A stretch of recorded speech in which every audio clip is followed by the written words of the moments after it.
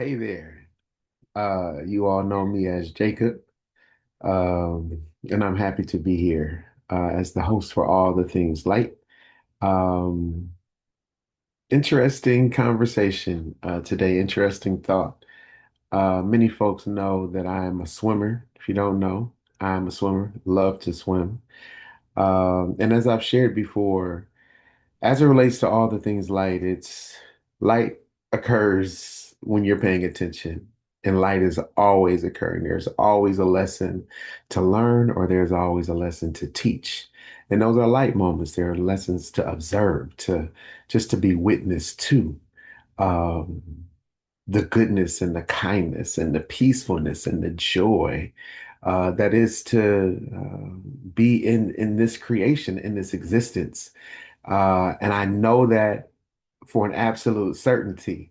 Moments where you can be driving or just caught. I remember, well, shucks, recently I went out to the lakefront and I was just having a conversation and just following by way of, having a conversation, walking on the lakefront here in Chicago and found a bench, knew I wanted to sit down on the bench, knew we had to sit down on the bench. And here it is, we sit down at this bench, and right in front of us is a smiley face. We can't make this up. We can't choreograph it. We can't make light moments happen. But as we pay attention, I guarantee there's a light moment or moments that can be gleaned and that also can be shared. That again, you can be a witness to. And so, as I mentioned, I'm a swimmer, and as I'm swimming, I'm learning a lesson, and the lesson was all about time. And so this conversation is about when I stopped time. When I stopped time. And I have to share this. Over the last several weeks, I've been having a conversation with my innermost being saying, why is it that I always feel in a hurry? In a hurry to do something, in a hurry to finish, in a hurry to get home, and in a hurry to finish whatever it is. There's always like this hurry up, hurry up. And I've learned through driving, like, well, you can't always be in a hurry, brother. So when there is a delay, there's for a reason. So being in a hurry, and then all of a sudden I can't find my keys. Can't find my keys, can't find my keys. All of a sudden I find my keys, get up the road, and there was an accident. There was an incident that occurred. And so that I do rehearse, but I still was like, why is it that I always feel rushed, that I always feel in a hurry? And the thought came back to me that though that's anxiety that you got to deal with. Like, wow. So here it is that I'm like, all right, I'm having this conversation with my innermost being. I'm realizing that there's some things that I can get better at that um, I realized that perhaps it was keeping me from sleeping as soundly as I could be sleeping. It had me rushed and always thinking about time, always thinking about what to do next, in as much as I've learned to be content in moments, right? But when you're anxious, that's like the opposite. So maybe I wasn't as content as I thought. And so, in paying attention to the light, I'm learning. I'm following this thing all the way through because my endeavor is to be exactly to remember who it is and how it is that I was created. And all these other thoughts in terms of time and in terms of hate thoughts and attack thoughts and unforgiving thoughts, that's something that we learned in this existence. That is not born in us. It is not born in us to hate. You learn hate. It is not born in us to be vindictive or to get your revenge or to get somebody back or to be unforgiving. No, and our nature is love and joy and peace. And knowing that, it's like when I don't live up to that, I'm trying to challenge and say, wait, I'm not living up to this peace. And so again, I thought about time. Like, why is it that I always feel in a hurry? And so the other day, I stopped time. I realized that I had stopped time. I was swimming, and I bought these goggles that um, keep track of the laps that I'm swimming, keep track of the time that I'm in the swimming pool. And I bought these goggles This is the second pair of goggles that I've had that keep the time, that keep the laps. And then before that, I had a little wrist band that kept the time, that kept the laps. And yeah, I was racing against time. I was trying to get the best lap. I was trying to, yeah, I was in the pool doing my best to swim and to keep track of time. The other day, or wait, a week ago, week and a half ago, almost 2 weeks ago, about 2 weeks ago, I realized that the battery had went out. And the last time the battery went out, I was like, I don't even feel like swimming in here. And so I think I swam like 4 or 5 laps that day. And I was like, you know what? That was over a month ago, a few months ago that happened. And now as I'm saying it out loud, I'm like, wait, see how you're learning as you go. And I'm happy to share what it is that we're learning because this is all about the light. And so, recalling that incident where I just was like, you know what? I ain't even about to swim. And so the other week, a week before last, they went out again and said my spirit was like in my innermost being, it just said, swim, just go swimming, man. You got here. You ain't gonna not swim. And so it is what it is because you're here. And in that swim, I was able to. Now I'm always trying to pay attention to my movements because certain way you move, you can be out of whack or out of sync or in sync, and I always try to be in sync. But I was able to get in sync a lot sooner when that clock wasn't ticking in my lens. And so that was time before last. And so I'm like, all right, yeah, it's a good swim. Counting the laps because I have a goal in mind to get back up to a mile, which is between 72 and 80 laps, depending on how you look at it. And so, well, between 36 and 40, if you go count a lap down and back as one. So 36 down and back or 40. So that said, fast forward to this last time I went swimming, I turned my goggles on. They were fully loaded. And I remembered the time before was like, man, you kind of swim really free. So even though you got a full charge, and I forgot that I charged them actually. I was like, man, these things gonna be dead again. And so I got in, it was fully charged. And I said to myself, you know what? We're gonna swim without these goggles on. So I stopped time. And when I stopped time, I had the same exact experience. I was able to pay attention to the movement even more so in the water. And notwithstanding not knowing how fast I was going, when I stopped time, I wasn't tired as fast. I wasn't as rushed to the next moment. I was able to actually enjoy. And as much as I've been saying I love the water, well, I had a chance to enjoy swimming and enjoy just paying attention to the movement in the water, your kick, your stroke, and your breathing.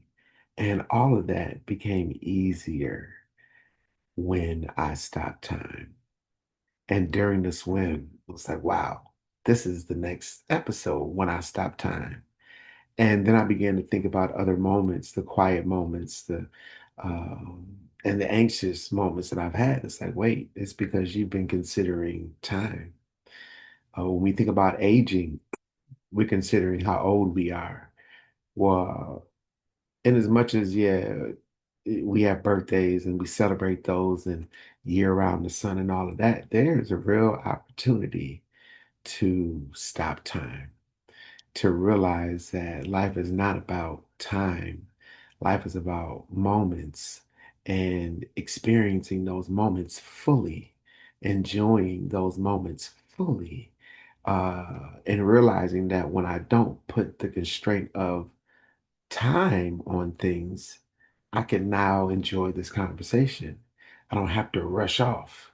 Now, if I have somewhere to be, that's something different. Rather, it's not. It's not even something different. It's one and the same. We have to plan our lives out accordingly to say, you know what? I know I have to be somewhere at 3 o'clock. Maybe I have a job. Maybe I have an interview. Um, when we stop time, we don't have to feel rushed. We don't have to have those anxious moments. We'll get there as we get there, and knowing that preparation is experienced as we go. We're learning again as we go. We're teaching as we go. So in that moment, I'll be ready.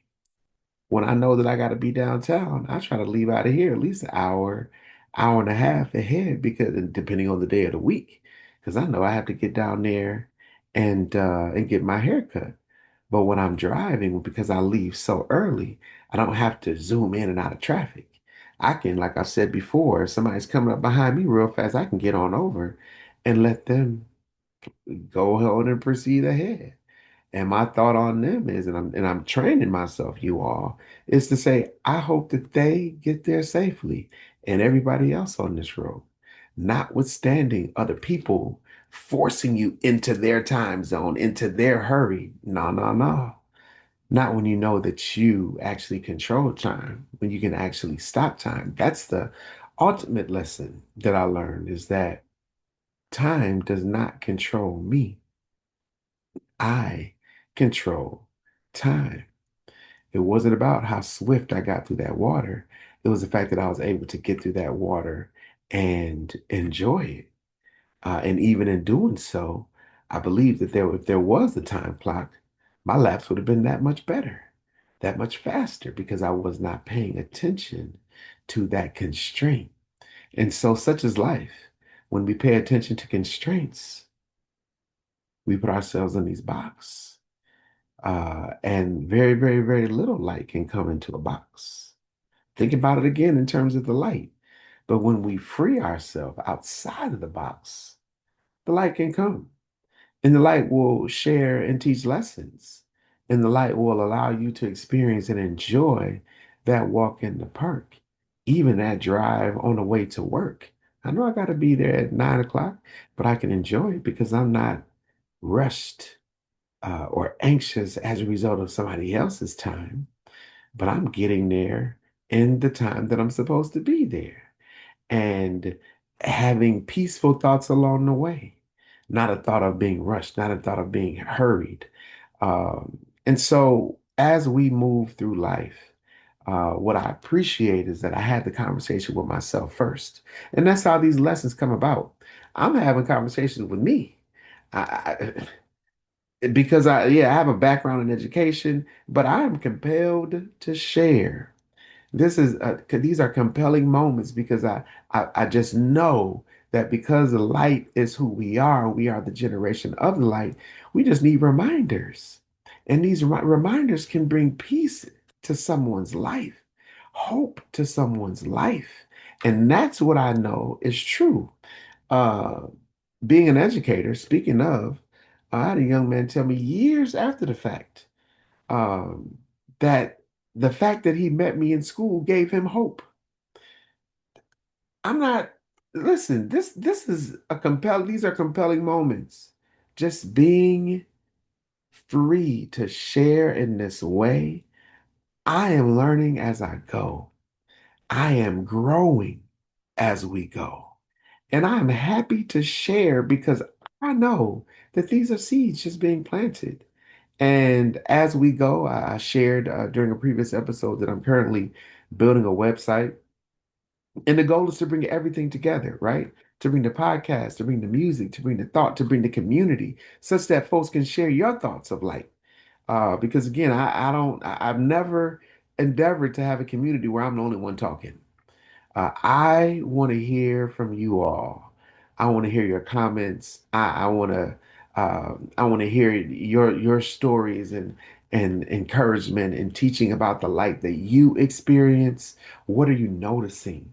What are you paying attention to? Like I said, I noticed and paid attention to that smiley face just the other day. Other moments I would walk and then my innermost being would say, just pause, and I would look up, and then all of a sudden, there's a light moment, a visual light moment, not as